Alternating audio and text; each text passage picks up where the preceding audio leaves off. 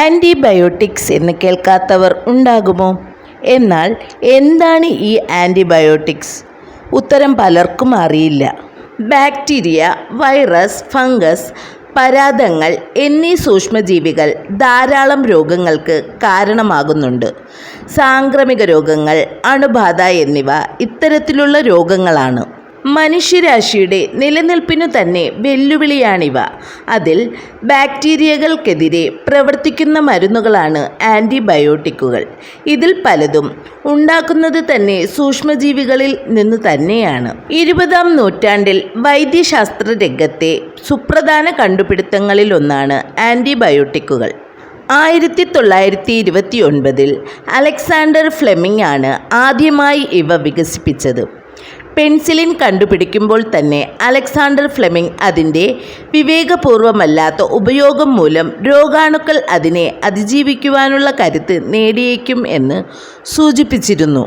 പിന്നീട് അനേകം ആൻറ്റിബയോട്ടിക് മരുന്നുകൾ കണ്ടുപിടിക്കപ്പെട്ടു. മാരകമായ അനേകം പകർച്ചവ്യാധികൾ ചികിത്സയിലൂടെ ഭേദമാക്കാൻ പറ്റി. എന്നാൽ ആൻറ്റിബയോട്ടിക്കുകളുടെ ഉപയോഗം ഇന്ന് വളരെ കൂടുതലാണ്. ചെറിയ പനിക്ക് പോലും ആൻറ്റിബയോട്ടിക്സ് കഴിക്കുന്നവരുണ്ട്. ഡോക്ടർ കുറിച്ച് നൽകിയില്ലെങ്കിൽ പോലും നിർബന്ധിച്ച് ആൻറ്റിബയോട്ടിക്സ് ചോദിച്ചു വാങ്ങുന്ന രോഗികളുണ്ട്. ഇത് തീർത്തും തെറ്റാണെന്നു മാത്രമല്ല അപകടകരവുമാണ്.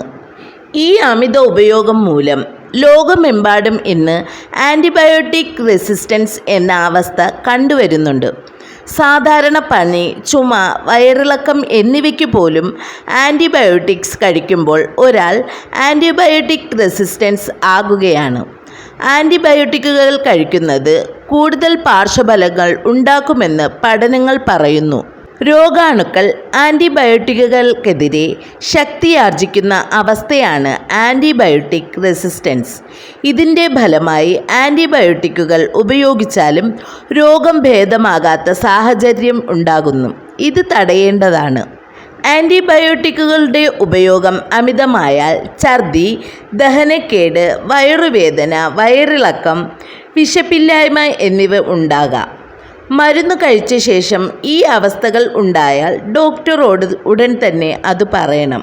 ഒരിക്കലും തനിയെ വാങ്ങി കഴിക്കേണ്ട മരുന്നല്ല ആൻറ്റിബയോട്ടിക്കുകൾ. ആൻറ്റിബാക്ടീരിയൽ റെസിസ്റ്റൻസ് ഒരിക്കൽ സംഭവിച്ചാൽ പിന്നെ ചികിത്സ ദുഷ്കരമാണ്. മുൻകരുതലുകൾ: ഡോക്ടർ അത്യാവശ്യ ഘട്ടങ്ങളിൽ നിർദ്ദേശിച്ചാൽ മാത്രമേ ആൻറ്റിബയോട്ടിക്കുകൾ കഴിക്കാവൂ. ഡോക്ടർ പറഞ്ഞിട്ടില്ലെങ്കിൽ ഒരിക്കലും നിർബന്ധിച്ച് ആൻറ്റിബയോട്ടിക്സ് വാങ്ങരുത്. വാക്സിനുകൾ യഥാസമയം എടുക്കുക. പ്രധാനമായും വ്യക്തിശുചിത്വം പാലിക്കുക. വൈറൽ ഇൻഫെക്ഷൻ ആണെങ്കിൽ ഒരിക്കലും ആൻറ്റിബയോട്ടിക് കഴിക്കരുത്. മരുന്ന് ഒരിക്കലും പകുതിയിൽ നിർത്തരുത്. ഒരുപാട് പേർക്ക് ഉപകാരപ്രദമായ ഈ വീഡിയോ മറ്റുള്ളവരിലേക്ക് എത്താനായിട്ട് ഒന്ന് ലൈക്ക് ചെയ്ത് സപ്പോർട്ട് ചെയ്യണേ. കൂടാതെ നിങ്ങൾ എൻ്റെ ചാനൽ ആദ്യമായിട്ടാണ് കാണുന്നതെങ്കിൽ ഒന്ന് സബ്സ്ക്രൈബ് ചെയ്യുക.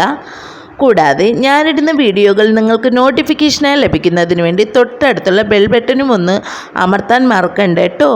പിന്നെ നിങ്ങളുടെ നിർദ്ദേശങ്ങളും അഭിപ്രായങ്ങളും കമൻസായി രേഖപ്പെടുത്തുക.